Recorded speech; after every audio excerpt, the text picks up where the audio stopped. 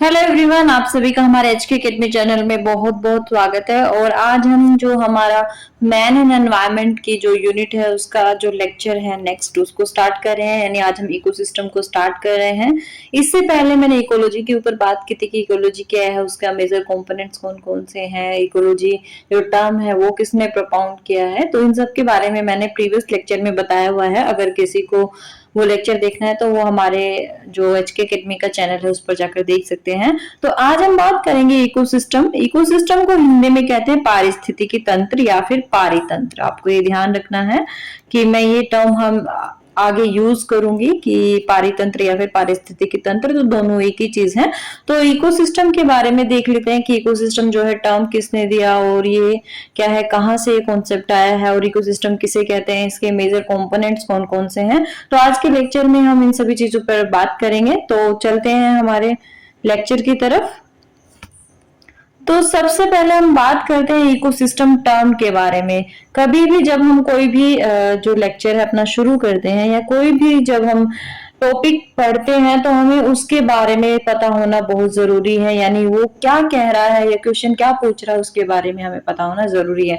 तो यहाँ पे इकोसिस्टम एक वर्ड आता है। तो इकोसिस्टम जो टर्म है वो किसने कॉइन की, सबसे पहले जो आपके आर्थर टांसले है या फिर उसको एजी टांसले भी आप शॉर्ट में बोल सकते हैं।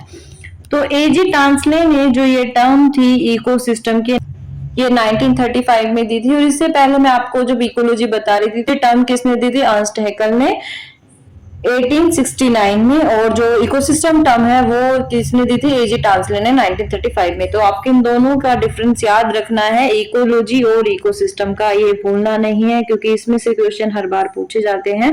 तो कोई ना कोई क्वेश्चन आपका जो है वो क्वेश्चन पेपर में आया होता है इन दोनों में से रिलेटेड। तो इकोलॉजी किसने दिया था, अर्नस्ट हैकेल ने।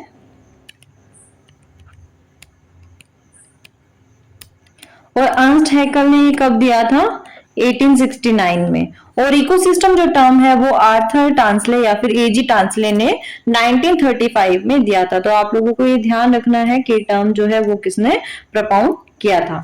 इसके बाद हम बात करते हैं कि इकोसिस्टम होता क्या है। इन अ जर्नल वे अगर मैं बात करूं तो इकोसिस्टम बेसिकली है क्या, तो इसमें हम जो देखते हैं वो क्या देखते हैं, जितने भी आपकी पृथ्वी पर पाए जाने वाले जीव है या फिर जो समस्त जीव है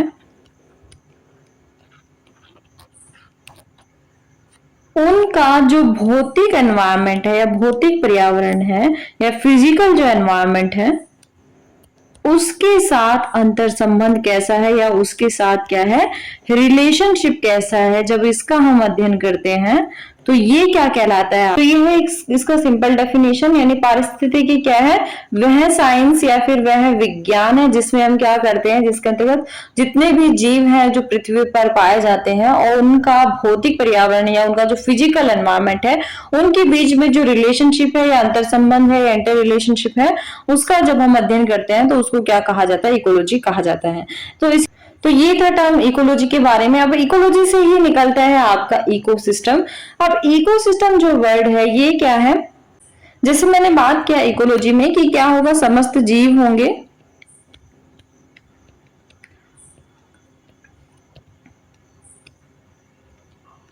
और उन जीवों का भौतिक पर्यावरण से हम रिलेशनशिप देख रहे हैं। तो इसमें जो आपके जितने भी जीव मंडल के सभी जो कंपोनेंट है या घटक है उनके ग्रुप को और उनके जो उनके बीच में है पारस्परिक क्रिया हो रही है, इंटरेक्शन हो रहा है, तो उसको जब हम एक साथ स्टडी करते हैं तो उसको क्या कहा जाता है, इकोलॉजिकल इकोसिस्टम कहा जाता है। यानी क्या है कि इसमें सिर्फ हम रिलेशनशिप देखते हैं समस्त जीव और उसका फिजिकल एनवायरनमेंट के साथ में, लेकिन इसमें जितने भी पृथ्वी पर पाए जाने वाले जितने भी जीवों के ग्रुप्स हैं, जितने भी समूह हैं, उन सबका हम क्या करते हैं, एनवायरनमेंट के साथ अध्ययन एक ही जगह पर करते हैं तो उसको क्या कहा जाता है, इकोसिस्टम या पारिस्थितिकी तंत्र कहा जाता है। अब इसको हम देख लेते हैं तो डेफिनेशन है उसमें भी कि क्या है, it is a self regulating community of living organism. ये क्या है, पारिस्थितिकी तंत्र जीवित जीवों का एक स्व विनियमन समुदाय है या फिर सेल्फ क्या है आपका रेगुलेटिंग कम्युनिटी है। और पॉपुलेशन ऑफ स्पीसीज, मैंने पहले लेक्चर जब लिया था उसमें मैंने आपको बताया था स्पीसीज क्या होता है, स्पीसीज पॉपुलेशन क्या होती है और कम्युनिटी क्या होती है। तो यहाँ पे ये जो आपका बात कर रहा है लिविंग ऑर्गेनिज्म की, तो ये किसके बारे में बात कर रहा है, पॉपुलेशन ऑफ स्पीसीज के बारे में बात कर रहा है। यानी एक ही प्रजाति, यानी ये कोई फूल है और इसकी जब काफी ढेर सारी प्रजातियां एक ही जगह पर होती है तो उसको क्या कहा जाता है, पॉपुलेशन स्पीसीज कहा जाता है। तो ये क्या है, जब किसी भी जगह पर मिलता है तो उसमें क्या है, पारिस्थितिक तंत्र में जितने भी आपकी प्रजातियां हैं उनकी जितनी भी आबादी है उसका स्वस्थान यानी अपने ही स्थान पर समुदाय विशेष के साथ अन्य समुदायों के साथ जब हम रिलेशनशिप देखते हैं तो वो क्या कहलाता है, आपका पारिस्थितिकी तंत्र कहलाता है। उसके साथ क्या है, interacting with each other and their non living physical जो एनवायरमेंट जो क्या है, एक दूसरे यानी जो एक प्रजाति है फूलों की ये दूसरी प्रजातियों के साथ इंटरेक्शन कर रही है।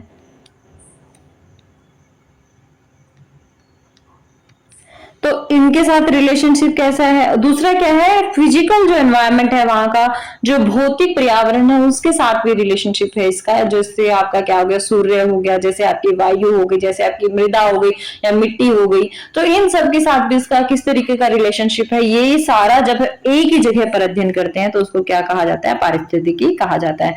अब एग्जाम्पल के लिए अगर मैं बात करूं तो फॉरेस्ट इकोसिस्टम, इकोसिस्टम में हम क्या देखते हैं कि किस तरीके के फॉरेस्ट मिलते हैं। जैसे अगर मैं बात करूं पृथ्वी के ऊपर, तो पृथ्वी के ऊपर क्या है, आपको 0 डिग्री से 23.5 डिग्री तक आपको क्या मिलता है, उष्ण कटिबंध मिलता है। तो यहाँ पर कौन से वन मिलते हैं आपको, उष्ण कटिबंधीय है। अलग अलग तरीके के वन पाए जाते हैं। जैसे अगर मैं बात करूं ट्रॉपिकल रीजन के 0 से आपका 5 नॉर्थ और 5 साउथ में, तो यहाँ पर क्या है आपका इंटर ट्रॉपिकल जोन है। यहाँ पर क्या है, आपको किस तरीके के वन मिलते हैं, सदाबहार वन मिलते हैं। इससे ऊपर थोड़ा जाएंगे तो पर्णपाती वन मिलेंगे, इससे थोड़ा और ऊपर जाएंगे तो मानसूनी वन मिलेंगे। तो हर किसी का फिजिकल एनवायरनमेंट के साथ क्या है, एक तरीके का संबंध है और उन्हीं के अनुसार ही वहां पर जो जनजाति या प्रजातियां हैं वनस्पतियों की और वहां के जीव जंतुओं की वो पाई जाती है। तो यहाँ पर अलग अलग तरीके का इकोसिस्टम मिलता है आपका, क्या है, जैसा वहां पर भौतिक एनवायरनमेंट होगा। तो इस वजह से फॉरेस्ट इकोसिस्टम की मैंने बात की, ओशन इकोसिस्टम की मैंने यहाँ पे बात की है। All ecosystem on the planet are interconnected and interdependent and together they make up the biosphere. अब ग्रह पर सभी पारिस्थितिकी तंत्र आपस में जुड़े हुए हैं। यानी क्या है, आपका जो ओशियंस है, ओशियंस में फाइटोप्लैंक्टन से फिशेज जुड़ी हुई हैं, फिशेज जो छोटी मछलियां उनसे बड़ी मछलियां जुड़ी हुई हैं, बड़ी मछलियों से भी जो बड़े हो जीव जंतु है वो जुड़े हुए हैं। इसी तरीके से अगर मैं बात करूं तो घास जो है, घास से जुड़े हुए जो घास खाने वाले जीव जंतु वो जुड़े हुए हैं, उन जीव जंतुओं को खाने वाले मांसाहारी जीव जंतु जुड़े हुए हैं। तो हर किसी के साथ क्या है, इंटर रिलेशनशिप यहाँ पे होता है। हर पारिस्थितिक तंत्र दूसरे तंत्र से जुड़ा हुआ होता है और दोनों क्या है, एक दूसरे के साथ क्या करते हैं, इंटर रिलेशन करते हैं या इंटरकनेक्शन उनका होता है। और जब ये सारा हम एक जगह मिला देते हैं तो किसका निर्माण होता है, जीव मंडल का निर्माण होता है। अब हम आगे देखते हैं इसमें। अब यहाँ पर आप देख रहे होंगे, मैंने अभी आपको बताया था कि ओशियनिक जो आपका पारिस्थितिकी तंत्र है या इकोसिस्टम है वो कैसा होता है। तो यहाँ पे आप देख रहे होंगे कि यहाँ पे आपको काफी अलग अलग तरीके के जो जीव जंतु है वो पाए जा रहे हैं। तो इसको एक पूरा क्या, और यहाँ पे आपको रोशनी दिख रही होगी सूरज की आते हुई। तो यहाँ पर ये क्या रिप्रेजेंट कर रहा है, फिजिकल एनवायरनमेंट के साथ जो इनका इंटर रिलेशनशिप है या इनका कनेक्शन है उसको रिप्रेजेंट कर रहा है। और एक जीव कैसे दूसरे जीव पर निर्भर है उसको रिप्रेजेंट कर रहा है। तो इसको क्या कहा जाता है, इसको इकोसिस्टम कहा जाता है। मराइन इकोसिस्टम इसको बोला जाता है। अगर मैं इसकी सही डेफिनेशन की बात करूं तो इसको क्या कहा जाता है, मराइन इकोसिस्टम या फिर महासागरीय पारिस्थितिकी तंत्र इसको कहा जाता है। अब महासागरीय पारिस्थितिकी तंत्र में भी आपका क्या है, कंज्यूमर्स का जो एक चेन है वो मिलता है, जिसके बारे में आगे भी डिस्कस करेंगे। यहाँ पे अगर ये आया है फोटो तो इसके बारे में डिस्कस कर लेते हैं। जैसे आपने देखा होगा कि उत्पादक जो होते हैं, उत्पादक क्या होते हैं, पहले प्रोड्यूसर होते हैं। प्राथमिक उत्पादक जो होते हैं वो पहला एलिमेंट होता है खाने का। तो ये क्या है, फाइटोप्लैंक्टन जैसे आपके हो गए, जिनको कौन खाता है, छोटी मछलियां खाती हैं।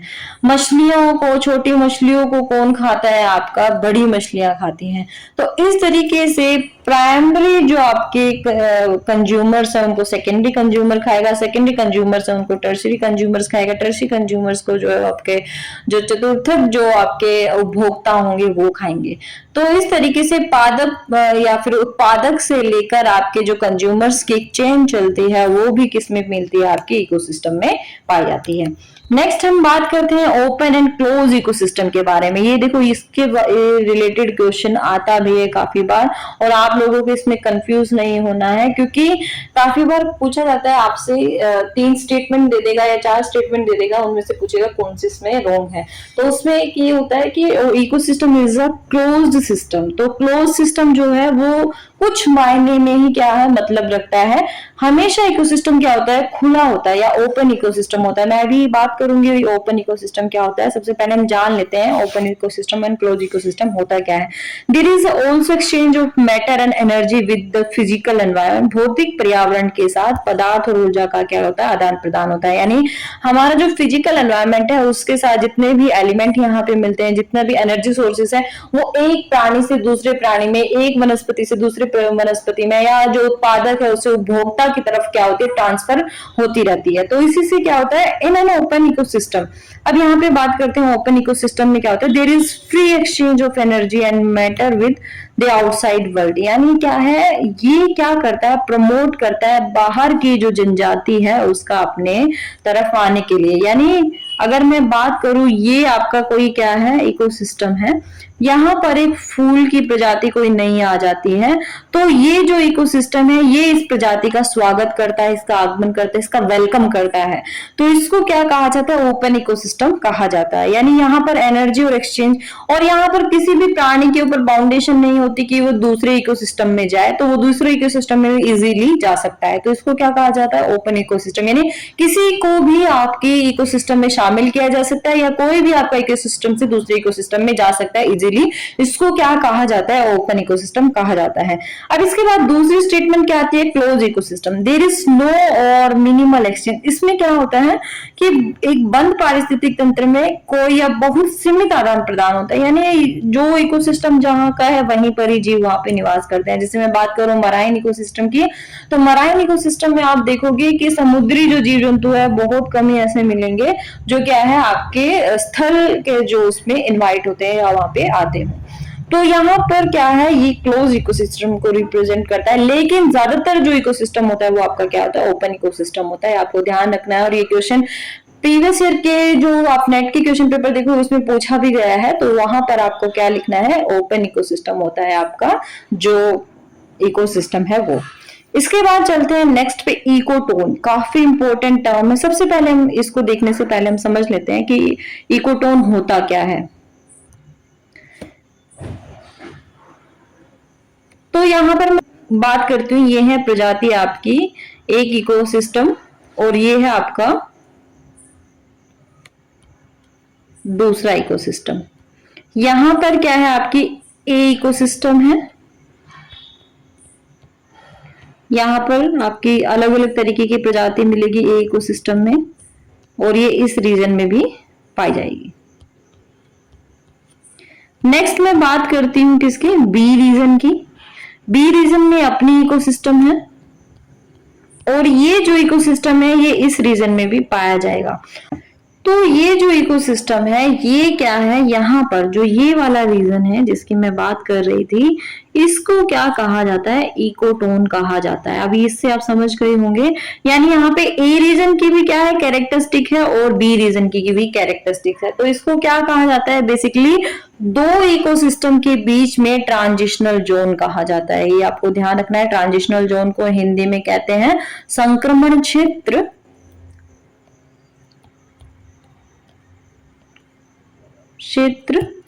तो ये क्या है, यानी क्या है कि दो इकोसिस्टम को अलग करने वाला या दो इकोसिस्टम के को एक साथ जो जोड़ने वाला है उस जोन को क्या कहा जाता है, इकोटोन कहा जाता है। ये क्वेश्चन बार बार रिपीट होता है, हर बार पूछा जाता है, तो आप लोगों को ध्यान रखना है दो पारिस्थितिकी तंत्र के बीच का जो ट्रांजिशनल जोन होता है या संक्रमण क्षेत्र होता है या दोनों को जो अलग करता है उस क्षेत्र को क्या कहा जाता है, इकोटोन कहा जाता है। और ये टर्म काफी इंपॉर्टेंट है, ये आपको ध्यान रखनी है। अब इसको देख लेते हैं उसमें भी इकोटोन के बारे में।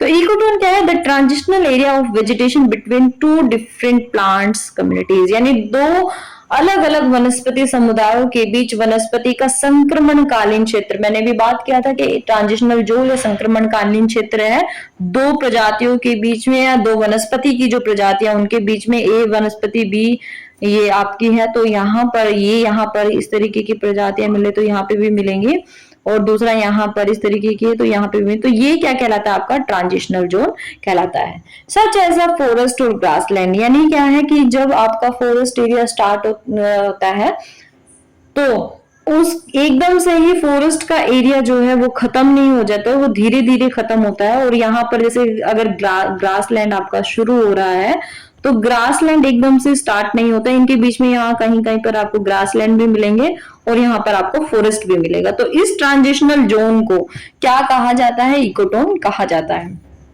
और आपको ये ध्यान रखना है कि फिजिकल बाउंड्री कभी भी एकदम से खत्म नहीं होती है, वो धीरे धीरे अपने कैरेक्टरिस्टिक्स को क्या करते हैं, खत्म करती है। यानी क्या है, कभी भी आप हिमालयन माउंटेन से अगर आप क्या जाओगे, सिंधु गंगा ब्रह्मपुत्र के मैदान की तरफ जाओगे तो वहां पर एकदम से वेजिटेशन की जो आपको वैरायटी है एकदम से ही उसको ऐसी लकीर नहीं है या कोई ऐसी लाइन नहीं है जो उसको क्या करे, डिफाइन करे। उनके बीच में क्या है, धीरे धीरे चीजें जो है वो खत्म होती है, धीरे धीरे उसकी कैरेक्टरिस्टिक जो माउंटेनियस रीजन वाली है वो खत्म होती है। तो उस रीजन को क्या कहा जाता है, ट्रांजिशनल जोन कहा जाता है। वही ट्रांजिशनल जोन आपका क्या कहलाता है, इकोटोन कहलाता है। आपको ध्यान रखना है ये।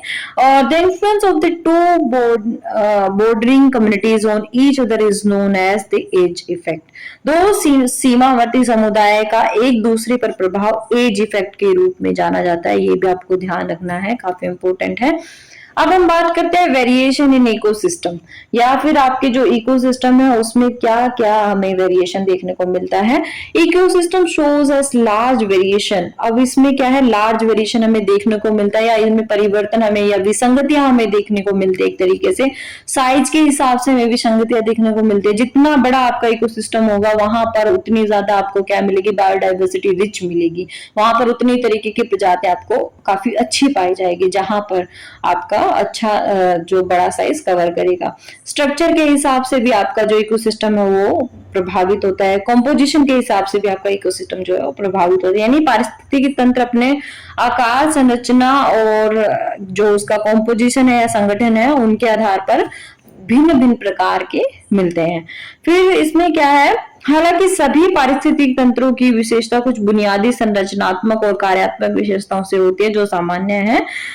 पारिस्थितिक तंत्र में विभिन्न प्रकार के हो सकते हैं, जैसे वन पारिस्थितिक तंत्र हो सकता है, समुद्री पारिस्थितिक तंत्र हो सकता है, रेगिस्तानी पारिस्थितिक तंत्र, यानी हर एक अलग अलग पारिस्थितिक तंत्र आपका हो सकता है। अगर मैं इंडिया की बात करूं तो इंडिया में कितने तरीके के पारिस्थितिक तंत्र हो सकते हैं, तो कुछ इस तरीके का मैप है हमारा इंडिया का। तो इस यहाँ पर हम बात करते हैं इस रीजन के बारे में। तो ये रीजन क्या है आपका, इंडिया का हिमालयन माउंटेन रीजन है। इस हिमालयन माउंटेन रीजन में आपका पारिस्थितिकी तंत्र है वो अलग मिलेगा, यानी यहाँ पर आपका जो पर्वतीय पारिस्थितिकी तंत्र है वो अलग मिलेगा। पर्वतीय पारिस्थितिकी तंत्र में भी अगर हम बात करें, पश्चिमी हिमालय पारिस्थितिकी तंत्र अलग मिलेगा, पूर्वी हिमालय पारिस्थितिकी तंत्र अलग मिलेगा, और पूर्वी में भी दक्षिण पूर्वी जो हिमालय है उसका पारिस्थितिकी तंत्र अलग मिलेगा। यानी यहाँ पर आपको तिब्बत का जो है या फिर चाइना टाइप का जो आपका क्लाइमेट है उस तरीके की यहाँ पे वेजिटेशन आपको मिलेगी। इधर में की मैं बात करूं तो यहाँ पर म्यांमार की जो आपकी कैरेक्टरिस्टिक्स हैं उसी तरीके का यहाँ पे पारिस्थितिकी तंत्र आपको मिलेगा। इसके बाद मैं दूसरे पारिस्थितिकी तंत्र की बात करूं तो फिर इसके बाद यहाँ पर क्या है, आपका सिंधु गंगा ब्रह्मपुत्र का मैदान है, तो उसी की तरीके की कैरेक्टरिस्टिक्स यहाँ पर आपको मिलेगी। बात करूं तो साउथ में भी आपका इंडिया में इसी तरीके का ही जो पारिस्थितिकी तंत्र है वो मिलता है, अलग अलग तरीके का। यानी यहाँ पर आपका कौन सा पारिस्थितिकी तंत्र है, कोस्टल एरियाज का जो पारिस्थितिकी तंत्र है वो पाया जाएगा। इसके बाद मैं बात करूं डेक्कन प्लेटो की, तो डेक्कन प्लेटो में भी आपका ये जो प्लेटो रीजन है यहाँ पर पारिस्थितिकी तंत्र अलग मिलेगा। और अगर मैं ऊपर वाले प्लेटू की बात करूं तो यहाँ के जो प्लेटू है आपने सेंट्रल जो इंडिया के प्लेटू है यहाँ पर आपको पारिस्थितिकी तंत्र थोड़ा अलग तरीके का दिखेगा। इसी तरीके से मैं बात करूं यहाँ के जो आपके आइलैंड है या फिर जो द्वीप की, तो वहां का जो पारिस्थितिकी तंत्र है वो आपको अलग प्रकार का मिलेगा।